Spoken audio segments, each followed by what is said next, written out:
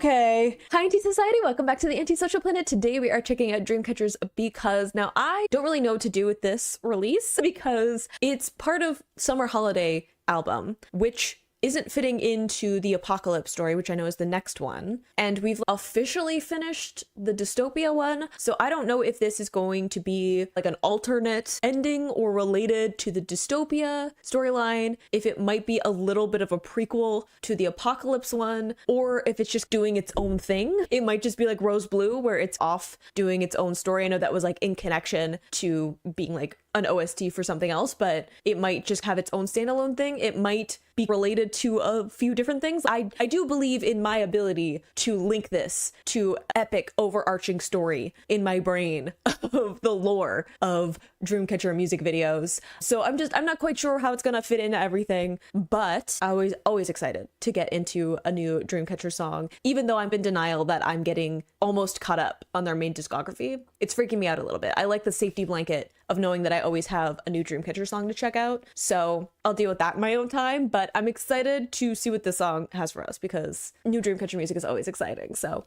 let's get into the lyric video first, and then we'll deal with music video stuff later. They all look great. We've got some dark concepts, but also I feel like some elegant imagery mixed in with everything. So I'm excited to see where we land on this, especially since it's BEcause, right? It's the emphasis on the B part or the BE part. So I'm assuming that may also be part of the Hangul that I just don't know about because English speaker. But I think that it's important to be like the B part is being emphasized, which might just be like existing outside of something. I don't know. We're gonna find out.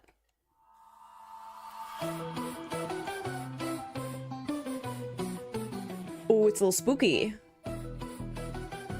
I mean, they're always a little bit, oh, the bass line.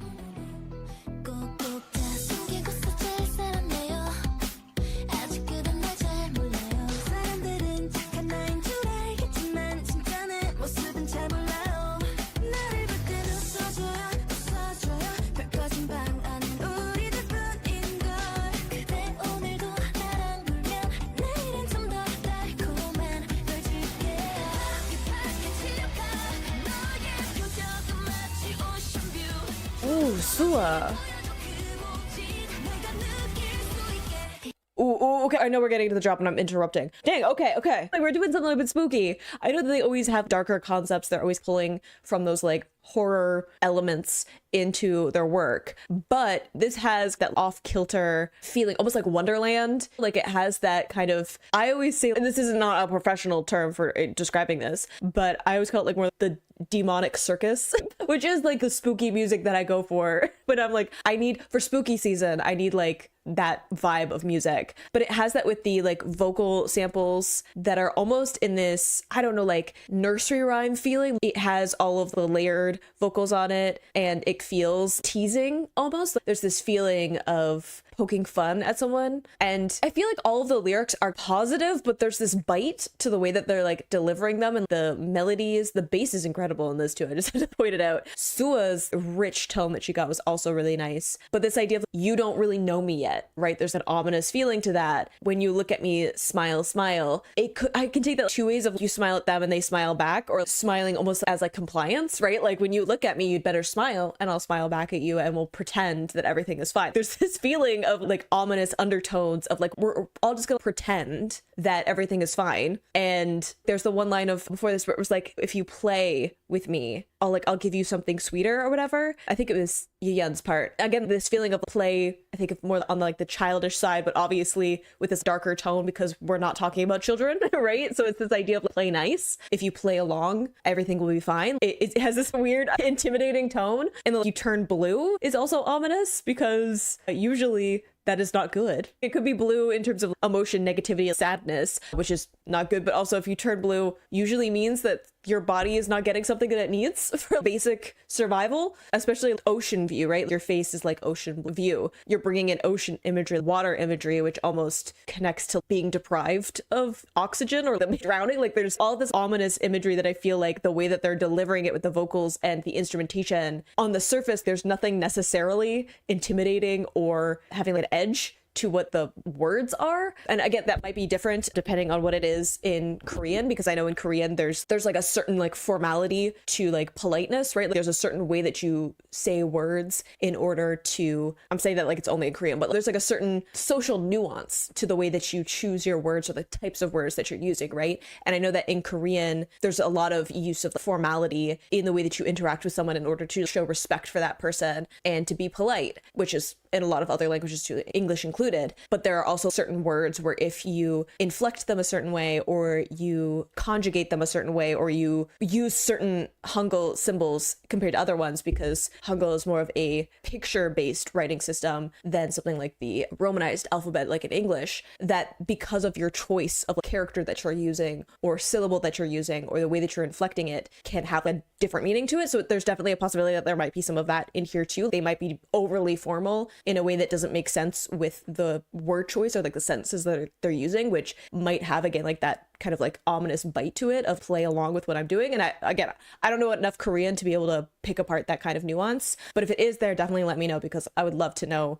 any of that kind of nuance there too. But it has an ominous feeling, but also this feels very much like I was saying, spooky vibes. Again, like I was saying at the end of the previous album, it feels like a return to the beginning of Dreamcatcher's career. It feels like a nod to Nightmare era music, and this feels continuing that vein, an upgrade of let's do what would a single be in the Nightmare, I was gonna say like trilogy, but there are so many different parts to that. But like in the Nightmare era, what would a single sound like with the current Dreamcatcher of like when this song was released, which is really fascinating to me. But yeah, a really dark tone overall. And I'm not quite sure what to do with that.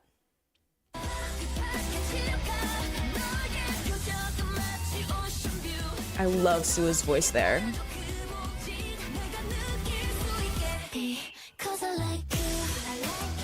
Ooh, that drop.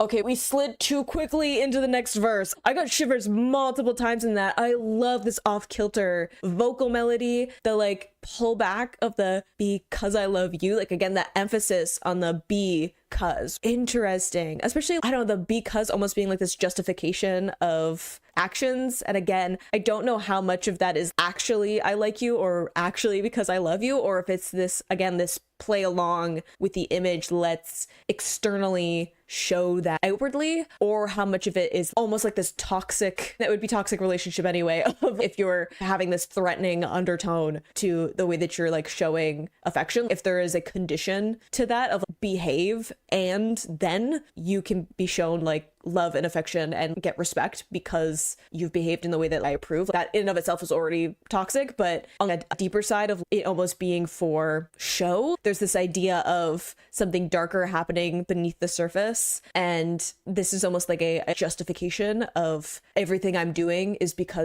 for you. Like everything that is happening is like for your own good, whether or not you have some kind of say in that. Like it's almost as if Dreamcatcher is taking the villainous side. They're taking the side of narrating from the perspective of whoever is the more toxic person in this relationship. And I don't know how much of that is, I'm assuming this is them taking on a character, obviously, but I don't know if it's they have a certain idea of who that character is and they're like embodying that to be a first person narrative, or if they're just leaning into that darker concept of what would it be like to write a toxic love song from the person who's toxic. Because I feel like a lot of the time we get the songs from the perspective of the one who's hurt, the person who is like trying to make a healthy relationship work, and it's not. Poison Love before this, which now is making me feel like what was going on, that those came out around similar times with each other. But listening to Poison Love is very much from this perspective of someone who knows that they should get out, who knows that this is a toxic relationship and is not the one in control of that. And this feels more like from the perspective of someone who is in control of that toxic relationship and is enjoying that control over this other person. But I love the vocal melodies. Gaehyun's vocals in this also incredible. The way that Jio went up, flipped up into this falsetto, gorgeous. Interesting overall. I'm gonna go back and listen to it through though.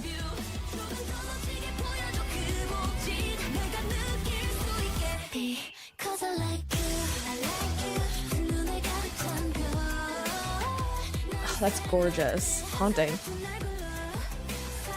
I love it. It'll flip up. Yeah, like with an angelic face, because I love you. It feels ominous. Forever mine, possessive.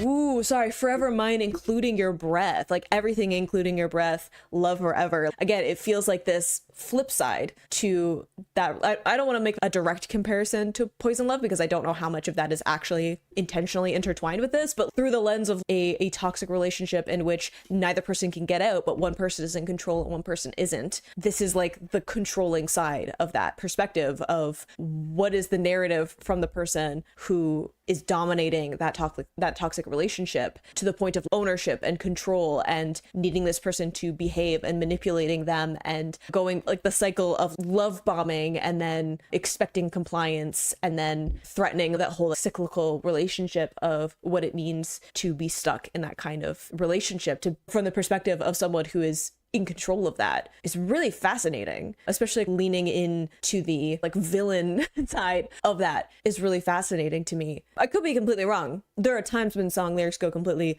past me, but that's definitely how it feels, especially with this. The melodies that they're choosing is like very staccato. Again, it has this like nursery rhyme kind of feeling to it. Again, usually in a children's story, there is a villain in it who's an obvious antagonist, which I think is also interesting to bring in that imagery. And also, if you're in control of a relationship, there is a certain almost like infantilization of the other person because you're like, that person should not be able to live without me. That person should not be able to make decisions without me. That person should not be like their own person outside of their relationship to me. So there is this feeling of diminishing that person into almost a childlike state because that makes them easier to control. Does that make sense? I don't know. I might be way out of pocket with that, but that's what I'm getting so far. Interested to see what we'll get with the music video to lean into that some more.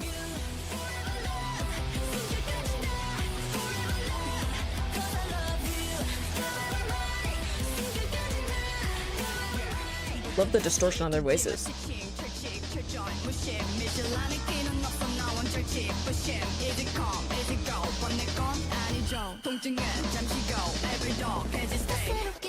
Ooh, okay. Just the strings coming up, feeling almost like the Psycho music. Again, being the villain. And if we're talking about Psycho, a lot of that is there's an obvious antagonist, there's an obvious villain, there's an interesting need for control in that story as well. I don't know how much of that will actually be part of what they're going for, but just putting those eerie strings in at this part is really interesting to me. I am A to Z, like there is no key in the locked door. Now I'm extremely enraged. Interesting too, if we're talking about that cycle of like love bombing and then controlling and manipulating, a lot of the time that is how, not to get like too deep into the topic, but like a lot of the time it is how someone maintains control in that, is that there's always this like underlying threat of you don't know how someone is going to react to that, right? Like a lot of the time the person who is like in control of a toxic relationship, they are usually pretty erratic in their emotions because there's like control in that, right? If you never know when someone is going to blow up and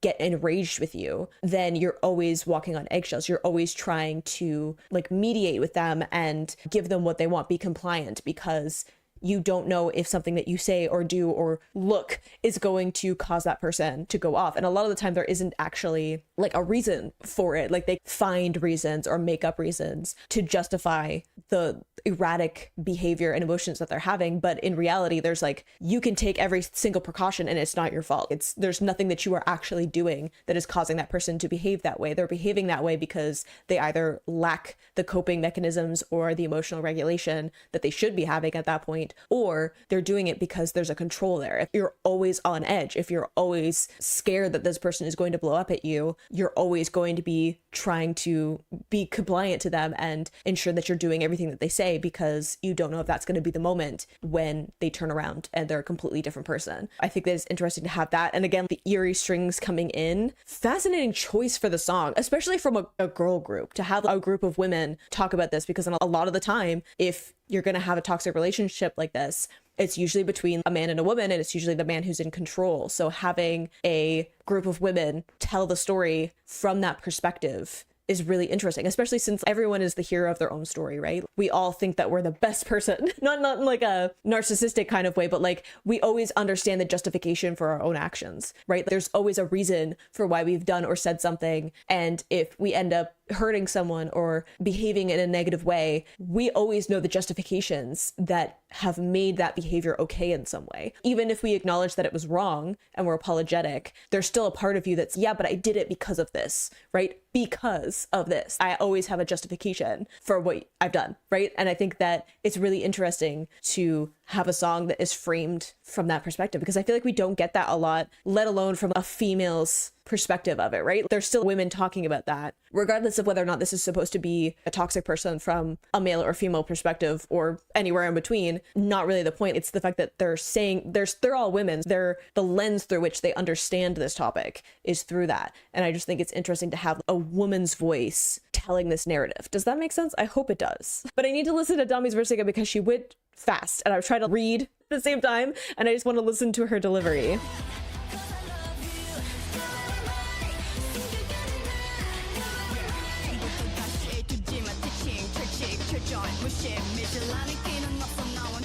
Even the drums are kind of chaotic. Because I feel like it comes in with the pain. What was it? Pain is only for a moment. I think that's the lyric that she's saying because it's bookended by English lyrics. So that makes it a little bit easier for me to pinpoint when exactly that is. But I think that she's talking about pain only for a moment. And then you have the eerie strings psycho moment, which is fascinating choice from a production standpoint. And we have so many chaotic drums happening in the back too, that even though the production is muted down, because I feel like a lot of the time with Dami's verses, they pull back the production a little bit and it's very like grounded in the production, which I think goes really well with her delivery, like the voice that she has when she's in more of a rap delivery. But it still has this chaotic, erratic feeling to it, which is going to what I was talking before of someone having the facade of controlled emotion until it isn't useful for them anymore, right? When being erratic in their emotions is useful to getting what they want, they'll use it. So it's very interesting to me. That was like the choice that they had. And it's almost easy come, easy go, but not mine. This idea of every dog has his day, like a very flippant, oh, this is just like a bad day. Everyone has those. But when the reason for that bad day is because of someone's actions, because you're stuck in that kind of toxic cycle, someone being flippant about that and shrugging it off, right? And I feel like you have that when someone love bombs you, is that they're like, oh, that was just a moment. That was just I was having a bad day. I was going through some other stuff. You just did something that made me angry in that moment, but I didn't mean it, right? So it's fascinating to me. I hope that I'm like on the right track for this, because if I'm not, I'm going to be like a little bit embarrassed. But fascinating choice for a song. I'll be interested to see some of the comments and stuff. After I've watched the music video, I want to scroll through some of the comments on it and just see what people are saying, because I never look before because I don't want anyone to spoil anything for me before I watch the music video, but I always like glance afterwards because there's usually some interesting insight there.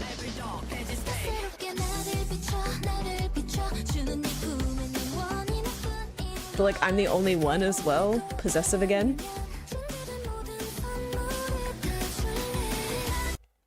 I love that we had Jio and Xian with these lines, really soft, airy voices there, because again, it's gentle, it's angelic. We have the angelic face is part of the lyrics. It's again that cycle of violence and softness and toxicity and love and never really knowing where you're standing from one moment to the next.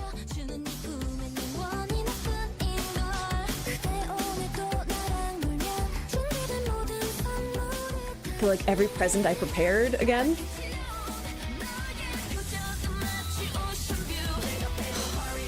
I love Sua's voice there. I'm sorry that I gave you a bunch of chances. I feel like Dami's voice is like so good for this because she just has, because of like the rap cadence, there's just like a bite to it, but it's like in a much lower register compared to a bunch of the like lighter airy vocals. I know that I'm pausing a lot and I'm talking a lot, but I think that we're into it with this song. But just like the arrangement there, again, that like erratic feeling of like light, airy, gentle voices, and then you have Dami come in with her rap cadence, and it has like more of an aggressive delivery, just because like rap tends to have that like confident, more aggressive feeling to the delivery, but like a deeper tone. Like we're going from here to here, right? Ups and downs literally in the way that they're arranging the vocals. It's You can see me getting excited because I'm like, this is an interesting, fascinating way of arranging it, and the story that they're trying to tell, not just through the lyrics, but the instrumentation and the arrangement of who's singing at what part and why. Fascinating. Even Sua's digging into that lower range. I gave you a lot of chances. That drop is nasty too.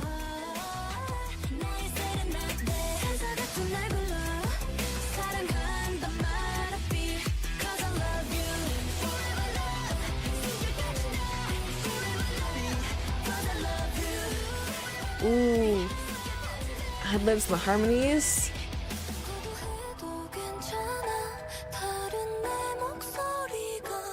Ooh, haunting. Like clock in the back.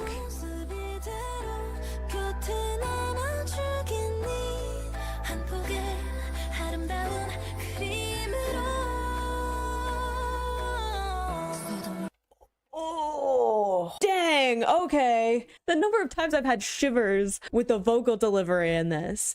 But like haunting, like shivers, partly because their vocals are just like beautiful and haunting, and that like little vocal run all the way from like up into a falsetto that Yuyeon did, like all the way down into the chest placement.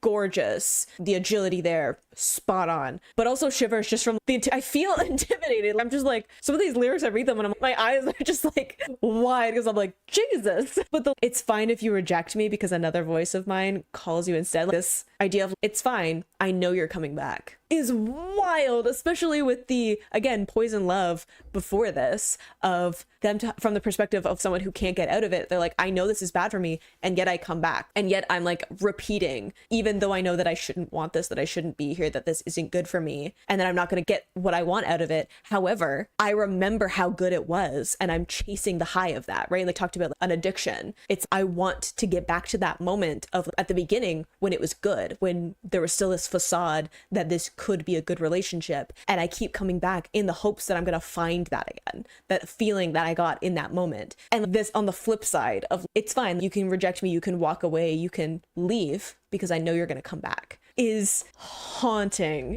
Like it's intimidating, it's a lot. And then will you remain by my side in this state forever? A beautiful picture. Again, it feels possessive. Wow, this song, huh? Dang, I'm gonna need several moments after this. What was going on with them? I don't fully need to know because they're entitled to their personal lives. But I feel like you don't write this kind of a song without having some experience. And I don't know the writing credits, so there's a certain caveat to that because I don't know how involved any of the members were in the actual lyrical content of it. And they may have just wanted to perform it because I think that to a certain extent, women tend to understand this topic, for better or for worse, but it feels personal. It feels like whoever wrote the song has some firsthand experience with it, and that is a little bit worrying. I just feel a lot of things. On the one hand, this is a great song. On the other hand, they're freaking me out. And I'm not even seeing the visuals yet. I feel like the music video is gonna be crazy.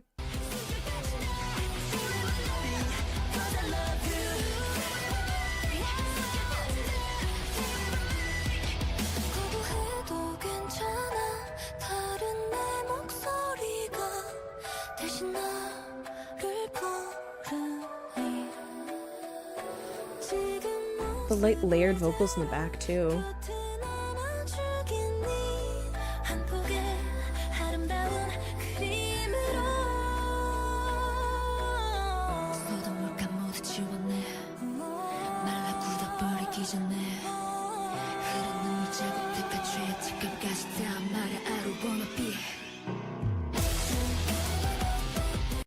Oh, now I gotta go back. Dang, again, Sua, the deeper delivery in contrast to those light, airy vocals. Great transition when we have Yeon with that vocal run down. So we're repositioning people, again, with this up and down, literally, in the vocal delivery, with these ad-libs in the back haunting, and then the build up into the drop with, again, those eerie strings, which feels very much horror movie, like the killer is coming feeling. And again, the remove all the spilled paint. We have the comparison to the picture. It's this idea of remove the evidence before it stains, right? Like we have the tear stains, getting rid of any kind of evidence that there has been anything toxic or violent or awful that's going on. Get rid of it all and just like paint over it and no one will know. Is wild. I was not ready for this song. I was not prepared. I feel like out of all of the songs that people have been like, oh, I can't wait till you get to this one or you can't get to that one, I don't feel like this is one of them. Maybe I'm just like not remembering properly, but I feel like people weren't hyping up this one as much as some of the other songs. And I think that's crazy because yeah, it's a darker topic and I can understand why that might be a little bit difficult for some people. But in terms of the narrative that they're crafting, maybe it's just me because I'm like, I love a good narrative. I'm just like fully immersed. I'm here for this.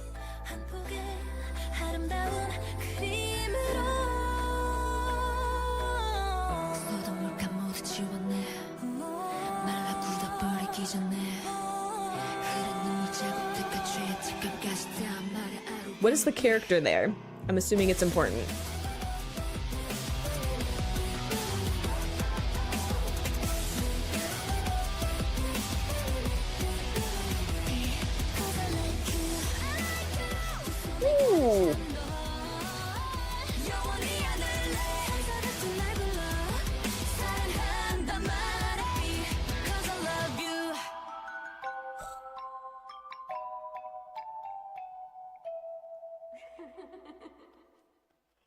Ooh. Okay. Okay, multiple notes. The harmonies, beautiful. Always love when they mix their voices up. The fact that Gaia dug into a deeper register for that last I love you, again, a little bit of an edge there. Then the music box and then the giggling shivers so many times throughout that song. I can't even tell you how many. I can't even point out all of them. Some of them for the vocals, some of them for the production, some of them the lyrics. I feel very flabbergasted. Wow. There are a lot of Dreamcatcher songs that I love, that I adore, that either give me chills, make me emotional every time that I listen to them, hype me up. There's like weird off-kilter B-sides that I just personally love because I love a good off-kilter production moment, and they dig into more of the like jazzy side of things randomly in some of their B-sides, which I just personally love as a lifelong lover of jazz music. Like those are all like personal connections to certain parts of their music. But I feel like narratively, if we can be as objective as possible, that was a masterpiece. And maybe I'm just too hyped because I'm in the moment right now. And maybe I'll come back to the song at some other point and I might have different feelings than when I've cooled off a little bit from my excitement, but not even seeing the music video yet. If this is really fitting into that pocket of what I think the story of it is, what a masterclass in musical narrative. Brilliant, again, from every side, not just the lyrics, vocal delivery, the way that they're arranging who's singing what parts, production. Their production is always good, but the way that they were using production for the narrative, wow. I'm gonna need to process this song a little bit afterwards, of just fully taking it in without trying to give thoughts and feedback of what I'm thinking and feeling in the moment. Wow. I'm smiling because of how good it is from like an art side. Obviously the content of it is very dark and there are a lot of different layers to that, and I'm being mindful of how I talk about that, not just from so the YouTube gods don't get mad at me side of things, but also from being mindful of other people's experiences and the fact that I am not the right person to dig into those topics in a meaningful and useful way, because that's not my background. But wow, I really want to see some other people who do have that background talk about this song, if it is what I think it is, because I bet that would be really insightful and cool. Okay, music video. Let's see what the visuals are. What is the song, y'all? The smile, though. Interesting. Wait, okay. Before we get into different things. Okay, one, the hotel. I already had the Psycho reference, which is like a motel, right? So it's been a while since I've watched Psycho. So I feel like that's already digging into that. Two, again, talking about the references to Nightmare. So we have the mansion thing that they were in, which were there some Shining references in that, which is also a hotel. So again, we could be digging into some of that. Gosh, I feel like this is an image that I know some about. We had like Chains before with Sua. I'm trying to keep the timeline straight because there are music videos after this that I've watched. So it's me like, I'm at that point where I'm like, there may be some images or references that I do follow because I have watched some of the music videos from the Apocalypse storyline. But I feel like we've had lots of like throne imagery in that, but like the flowers as well, like this mixture of like the chains and the flowers, like beauty but also restraint, and like the cage there. I feel like I could go through so many of these even just like the turn and I'll look at them, like there's something very haunting about that. But then this, where we have almost like a mirror image, and again, like it almost feels like a kiss or a show of affection, like a show of love, and then immediately afterwards there's like the hands around the neck, like again that up and down of that relationship, or like the showing of love and then violence immediately following that. Also, didn't we have, I feel like at some other point we had like hands around the neck, but I'm not sure at what point in the timeline, because again, I'm too close to the other music videos now. But at least with Nightmare, I was like, yeah, this is completely separate. And it's very obviously, there are some connections that they pull images forward just in terms of like the kinds of visual storytelling they like to have. But I was like, I can very much separate them because it's two different bookends of their career, and they're much, much younger in the Nightmare stories compared to the Apocalypse was. But then now I'm just like, oh no, we're too close now. But fascinating. Also, I feel like because it's Gayan and Dio, right? Oldest, youngest. Interesting contrast there, and like the power dynamic of that, because it seems to be on Gayan's side, which is unassuming, especially since she is the line of with an angelic face, which I think is interesting too. Okay, anyway.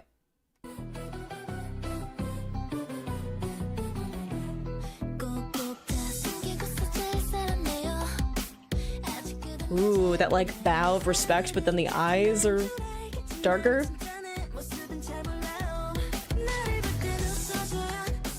Ooh, that switch from the smile and then it drops.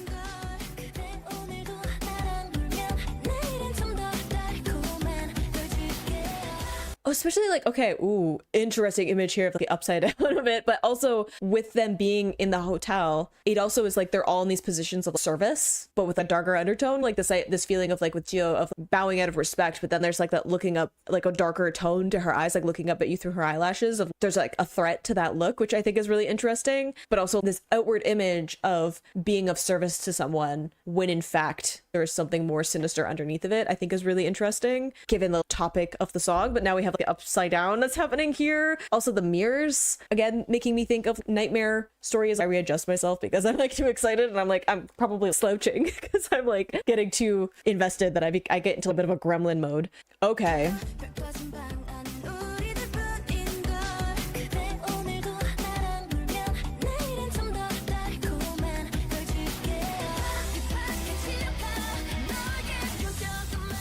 Ooh, it's like amusement park, this rundown. Xion, please. Ooh.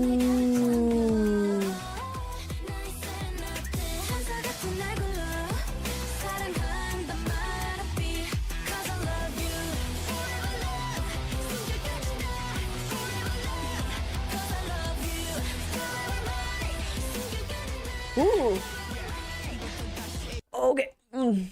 Dami, I'm gonna need you to calm down. Okay, the looks in this, whoever was in charge of like styling, thank you for your service. They all look great, which I think is like part of the point, is like they look amazing externally, and then there's like it's like the rotting core underneath of that you don't realize. But like the acting, like their facial expressions are so good, like especially too, like she's such a sweetie pie, right? She is always ready to just be like laughing and giggling and having a good time, but has amazing, these intense but soft eyes. There's so much confidence there of there's a threat, but she is not threatened in any way. She knows that she's going to get what she wants. Fantastic. Love the kind of head ticking. Again, it has this feeling of nursery rhyme, childhood kind of play feeling to it. We had the doll at some point, but then the feet underneath the curtain, it looked like it was another version of Handong and like being pulled out of the way, and they have all this mirror effect. We had the mirrors in the hallway, but then we also had the like double there of the blue and red outfits. Again, if it's pulling from that someone who's two-faced, there's one face that they present to the world, and then there's another face that they have behind closed doors, is really interesting, like having the two sides of that. Wow. I really want to see the choreo too, because the choreo's always good, but I feel like it's probably, if they're nailing the narrative storytelling as much as they are in like the musicality and what I'm seeing so far with the visuals, I bet the narrative storytelling in the choreo is also really good.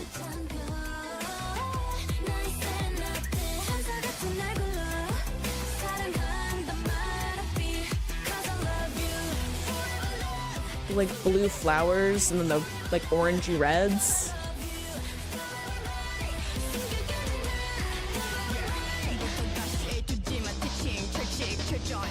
The black and white too. Ma'am? Ooh.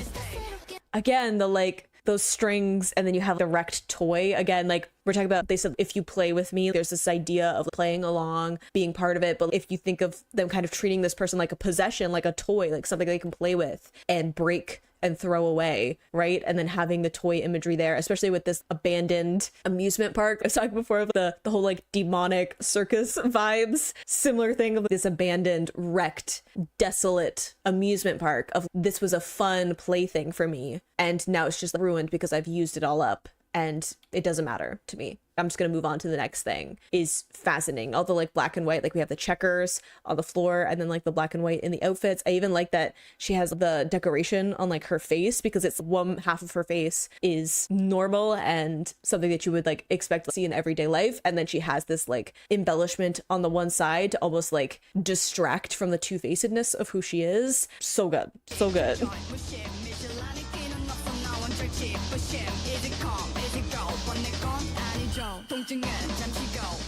Ooh, they have like the strings on the like your mind part, it seems like. Ooh, Sean, ma'am. I love the speed up in the editing too. Interesting to bring the masks back.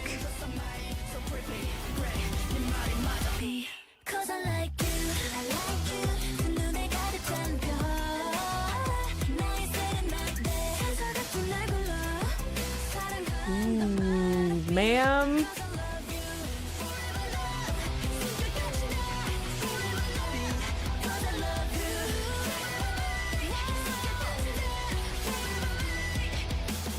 Okay, I have a few thoughts. One, bringing all the masks back is really interesting because we had that previously. It was like anonymity, usually through the lens of social media, but now it's almost like anonymity in the way that your outward persona. Love all the smoke and stuff because it's for the visual, but also it's almost like tainting the place that they're in. I like the green coloring because green is usually associated with illness, infection, jealousy, right? Envy, this idea of not liking that someone has something that you think belongs to you or that you deserve is interesting. I love the because I love you, they have the hug in the choreo and then it switches and they have a great facial expression change there. We had the one image where there was like portraits of famous people, which I don't know how much of that is just was there for the set that they're using or if they're like intentionally wanted that in the background. In terms of, I guess it's not much of a shock to anyone who has been aware of Hollywood or even like K-pop, because there was some stuff going on in recent years in which we found out that some people who outwardly seemed like nice people turned out to not be. I'll let you do your own research on that one. But people who had this outward persona of being very kind, or at least people that we looked up to, especially like with idol culture, being in these groups that were super successful and everyone adored. And then we found out that they were not the people that they presented themselves as. And there was something much, much darker and sinister under the surface that we just didn't know about because they were that good at hiding it. So I feel like maybe there might be some of that coming in, maybe not specifically the people being included in that artwork. I will not pass any kind of judgment or implication on that, but it might just be like this idea of having this polished persona as a celebrity, but it's like all faded and worn down. But eventually the mask slips and people can see who you actually are, and it all gets found out eventually, right? Is a fascinating image to put in there. Also the broken glass. I really like that we have this almost like a red world and a blue world is really interesting to me. There are certain points where they're in the red outfits versus the blue ones, but then there's also the red foliage and flowers and stuff, and then the blue tint to it, and then almost like the lighting contrasting between those two is really interesting, because blue is usually more of a tranquil color, and then red tends to be more associated with like passion and rage and like strong emotions. So having the contrast between those two is really interesting to me. I'm sorry.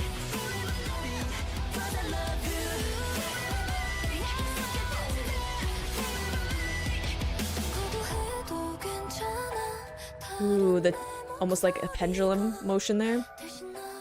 Ooh. I like the use of different frame rates too. Man, the acting though.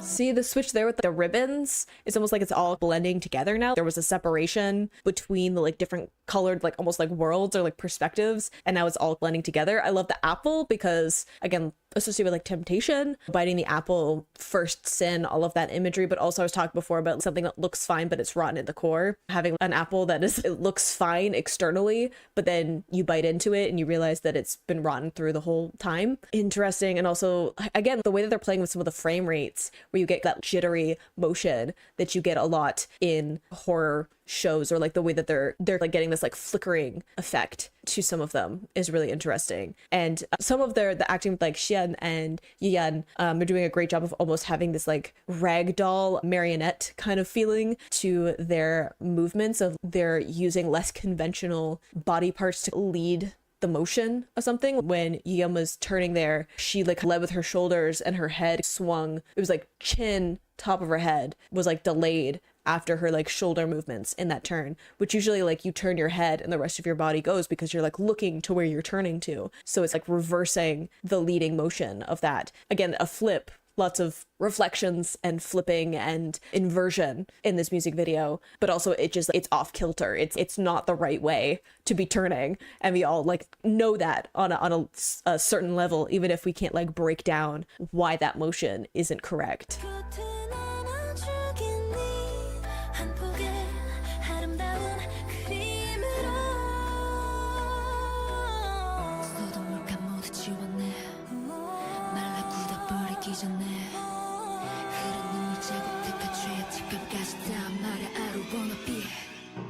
Ooh.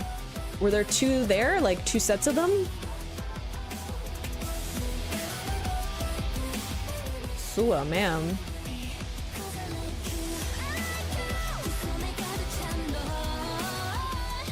There's a very possessive motion there.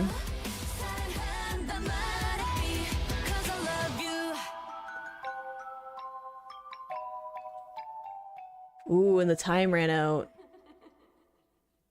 Oh, okay. A few things. One, the like possessive feeling here. Again, like we had at the beginning, we had Gayan and Ju together. An interesting power dynamic to have Gayan be the one who's almost in power in that moment. But again, an inversion here. We had her before where she was like in the cage and she took it off and then she was smiling, right? This idea of being trapped but smiling through it and presenting yourself in a way that no one knows what's actually going on, especially at this point, because we had the very possessive touching her face moment and almost this very blank apathetic expression from Gahyun, and then to have that switch into a smile of putting on your mask, putting on the persona, because there are people who are going to see you now and you need to play nice, you need to play along, or something's going to happen. And then having the hourglass, the time ran out at the end and we get that eerie smile. The facial expressions in this are fantastic. The acting skills in this, great. And they're all smiling on display. They have these very feminine, colorful fits on. It's all seems like very normal, but it's not, right? It has this uncanny feeling to it in contrast to some of their other darker outfits, the like black and white outfits that they had on. Wow. I'm kind of obsessed. Like, I feel like I'm not going to be able to move on from this one easily. And Maison is next, which I'm sure is also great. But I'm gonna need several moments of just like obsessively thinking about watching, listening, seeing other people talk about this song. Fantastic. Bravo. All around. Everyone who worked on this, great job. Okay. A few different things as I was reading through the comments of the music video. It seems that the character for B that is in Sua's part means sadness. It's like because, so to cause sadness, which is fascinating if that's actually the case. And I will take your word for it because I do not know enough to pass any judgment on that one. But fascinating, to cause sadness because I love you. Wild. Second, some people were pointing out doppelgangers, which again, we have like a mirroring. I was seeing it as two different sides, but it could definitely be doppelgangers, almost like imposters of, we had the part with Handong of almost like taking out the like good or normal side and replacing them, which is fascinating. Almost like this, when you find yourself in any kind of toxic relationship, it's usually because it started off as good, right? Every time I say because, I have like a moment of like, But it's usually because it started off good, right? The person that this was presented to you was someone that you connected with, that you cared about, that if in a romantic sense you loved or you cared for in that way. So that is like the person that you thought you were with. And then it feels like one day something shifted and suddenly you find yourself in this toxic relationship and you're like, hang on a second, that's not the person that I got involved with. So who is this person stepping in who looks exactly like this person and yet is completely different in terms of personality and behavior? So I think that's really interesting. There was also some comment about hair color. They were separated at one part by different hair colors, like light and dark, again dealing with that black and white. And then you have Gayan, who has the red hair, and I think that some of them changed hair colors throughout, and then I feel like she just had red throughout. I'd have to go look again, but the consistent thread of her throughout it. So I think that she is in the role of almost the person who is stuck in this relationship, but that does contrast with the beginning of the music video in the choreo. But it might just be like at the beginning, it was like who is in control. And then at some point that power dynamic shifts. I don't know. I'd have to analyze it more. Definitely let me know down in the comments all of your thoughts about this, because I'm going to want to talk about this so much. I'm going to be like obsessing about this for a while. And my last thing is just outrage, because I looked it up. I looked up. Their first win was Maison, right? If I'm wrong, I'm willing to take my outrage back. But if I'm right, that means that the music industry looked at this masterpiece and went, nah. What?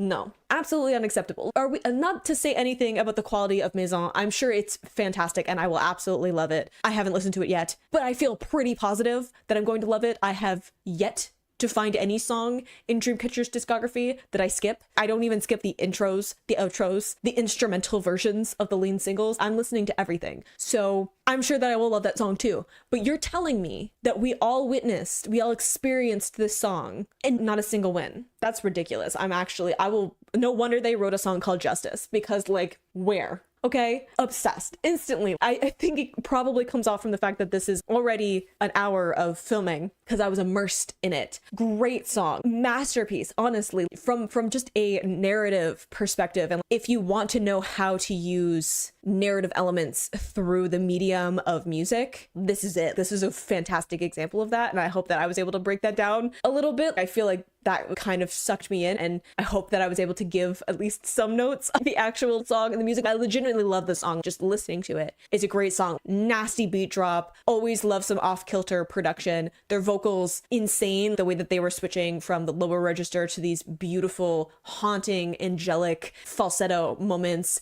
The agility to some of the vocal runs and ad-libs. Got shivers multiple times from just the vocal delivery. Fantastic. There are so many things that I love about this song, and I feel like that'll just increase the more that I get to listen to it and come back to it. But yeah, leave me all of the thoughts down in the comments, because I'm definitely going to want to talk about this. And I hope you enjoyed listening to that along with me. You can click this playlist to go to my previous reactions, or you can subscribe to miss next time I post a Dreamcatcher reaction. I will see you in the next video. Bye.